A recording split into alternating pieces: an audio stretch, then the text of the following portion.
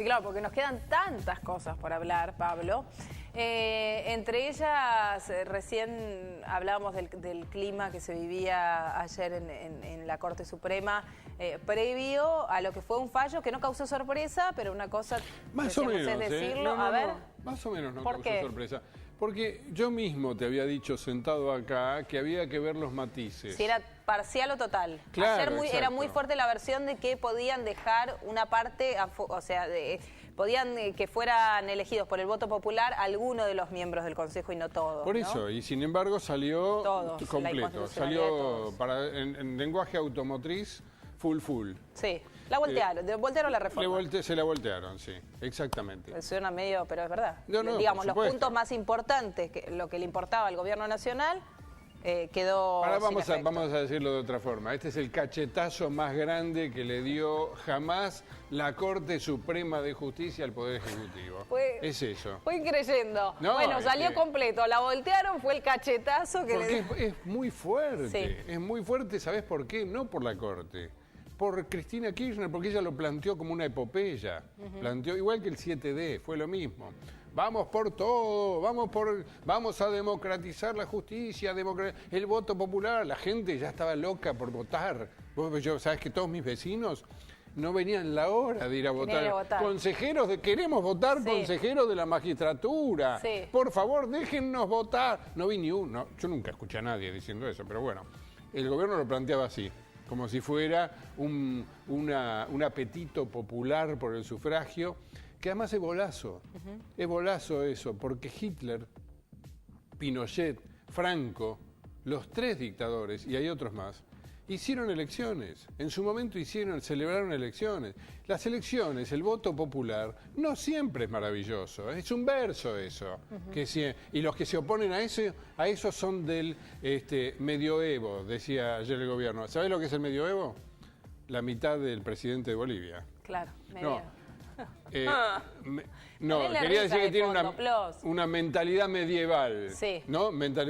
Si esto es una mentalidad medieval, Cristina Kirchner tiene una mentalidad medieval, porque ella en el 2006 hizo aprobar una ley propia del Consejo de la Magistratura que no hablaba para nada del voto popular. Ella ya reformó el Consejo de la Magistratura en el 2006 y ni se le pasó por la cabeza meter el voto popular. Entonces, ¿qué? ¿Era medieval por eso? No, lo que pasa es que la Corte lo que le está diciendo es: esto va contra la Constitución, el artículo 114 de la Constitución dice otra cosa, dice que tiene que haber el equilibrio, los estamentos. Ayer el gobierno, los funcionarios enojados salieron a decir, por un lado, que le tienen miedo al voto popular y hablar de que esto tiene que ver con un fortalecimiento de la democracia. No, al voto popular no se le tiene miedo, se le tiene miedo a Cristina Kirchner, que quiere camporizar la justicia, no es lo mismo. Eso no es el voto popular. La Corte fue muy clara con lo que dijo. Dijo, el máximo Tribunal de Justicia, la Corte tiene la legitimidad democrática que le da la Constitución Nacional sin que eso sea directamente vinculante con el voto popular.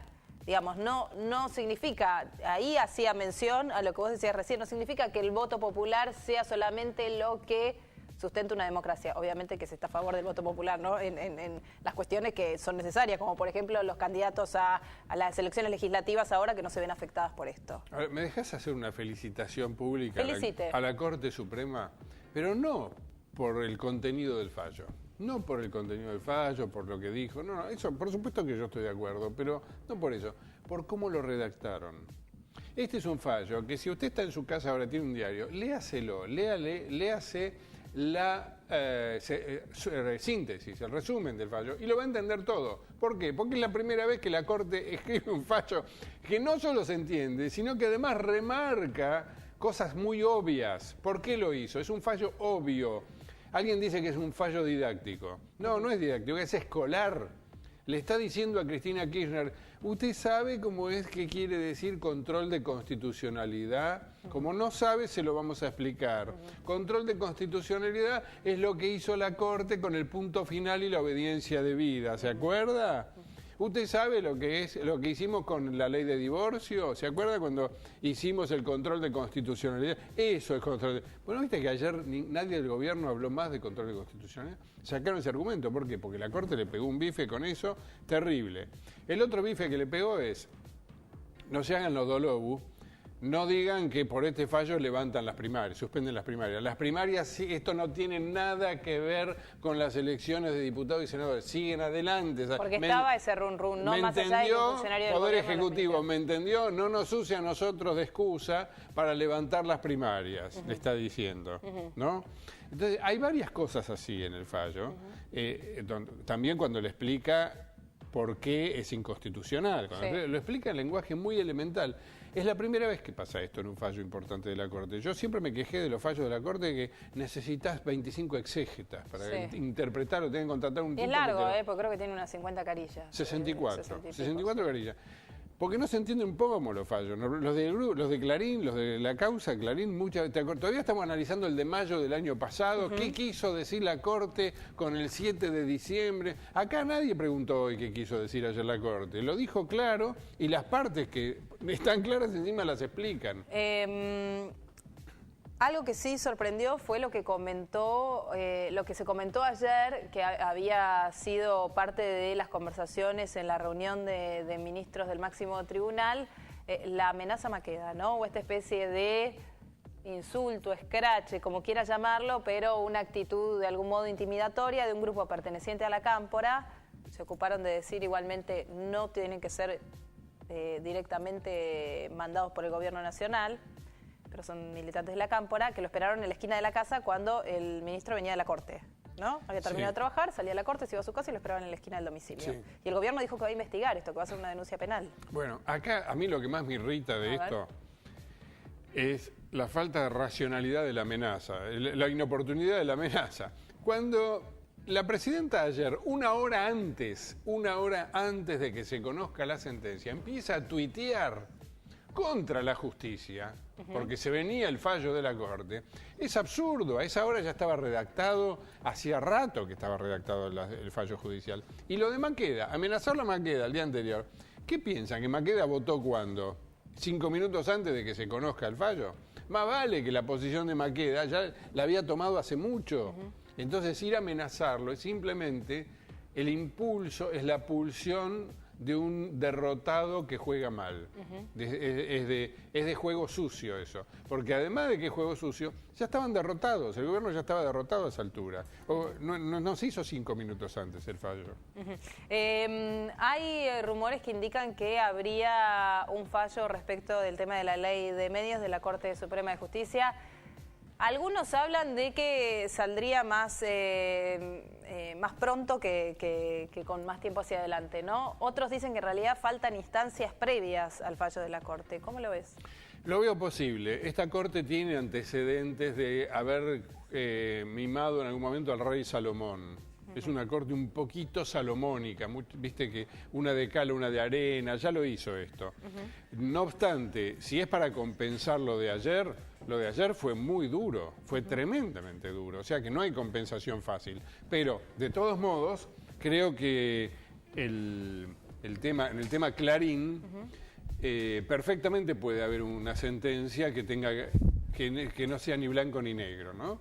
Que se refiera, por ejemplo, a darle la razón al gobierno en el tema de la constitucionalidad de los artículos que Clarín cuestiona, y darle la razón a Clarín en el tema de los plazos. Eso es posible. Bueno, vamos a esperar a ver qué sucede. Hernán, lo decíamos al principio del programa, es una semana clave porque se esperaba que lo de la Corte pudiera suceder, y también respecto de lo que va a pasar el sábado, ¿no? Que se vence el plazo para la presentación de los candidatos. Exactamente. Le damos la bienvenida a Gilberto Alegre, intendente de General Villegas. ¿Cómo le va, Gilberto? ¿Bien? Muy bien, muy bien. Gracias por haber venido. No, por favor.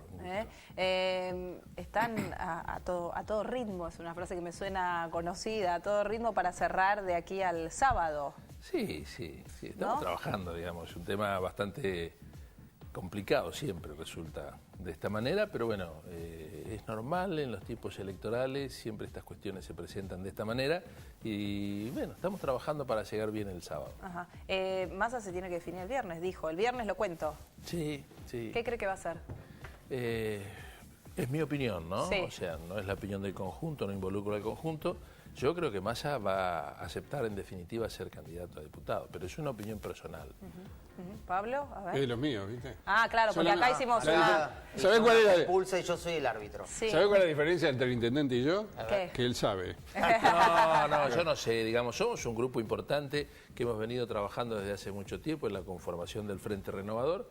Hemos ido hacia adelante, superando dificultades y cumpliendo etapas, y cuando todo el mundo decía no se va a formar el frente, el frente se formó. Massa no va a ir, Massa va a ir, Massa no va a ir. Bueno, son etapas que se tienen que ir cumpliendo. Nosotros venimos trabajando desde hace mucho tiempo en la idea de conformar un espacio alternativo, no un espacio anti. Nosotros estamos... Pero si no fuera, si decidiera finalmente no ser cabeza de lista, porque es muy distinto Massa como cabeza de lista a Massa presentando una lista del frente pero sin formar parte. Hay gente... ¿Sería funcional al kirchnerismo?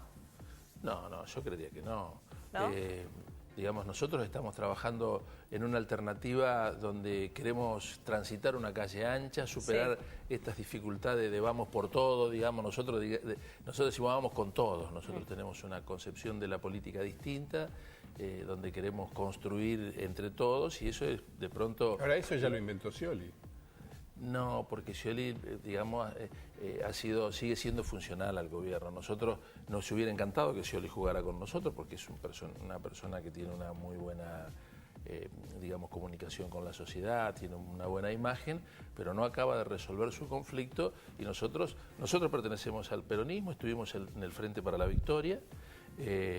Empezamos a establecer diferencias en vida de Kirchner. Nosotros tuvimos reuniones con Kirchner cuando conformamos originariamente el Grupo de los 8. Después, bueno, fallece Néstor y nosotros seguimos con nuestro camino, generando nuestra propia alternativa, digamos, y Scioli decidió quedarse, digamos, en una alianza estratégica con el gobierno ¿Y a usted nacional. por estar con Massa, el gobierno le cortó algunos fondos, le hizo algún problema con obras que tenía iniciadas? O sea, ¿lo persiguió como intendente o simplemente lo dejó correr? Digamos, la mayoría de lo que nos hemos encontrado con Massa, digamos, Massa ha sido el más referente o el referente más importante que ha tenido un sector de nuestra arco político, donde todos fuimos expresando opiniones diferentes del gobierno nacional, y esto nos ha valido en algunos casos que hemos sido tratados como adversarios, digamos, no como parte misma. ¿No? Se cerró la posibilidad de discutir dentro del gobierno y no hemos sido bien tratados, digamos. Cerramos con un qué pierde y qué gana Massa según que decida.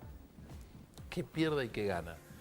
Massa tiene que, digamos, la enorme posibilidad de transformarse en un referente nacional importante. Hoy en día tiene una imagen muy fuerte dentro del espectro político nacional.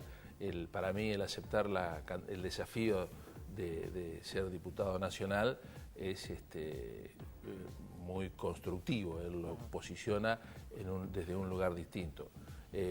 Los que dicen qué es lo que pierde, que no es lo que yo considero, muchos dicen que a él le convendría seguir trabajando, gente de nuestro mismo espacio, que debería seguir trabajando como intendente, no desgastarse en esta posibilidad porque la Cámara de Diputados lo va a succionar, digamos, dentro de todo ese espacio, que es un punto de vista que algunos no compartimos y creemos que Massa desde la Cámara de Diputados sería un referente nacional importante. Gracias, Alegre. Gracias por haber venido. Gracias, Pablo. Gracias por venir también.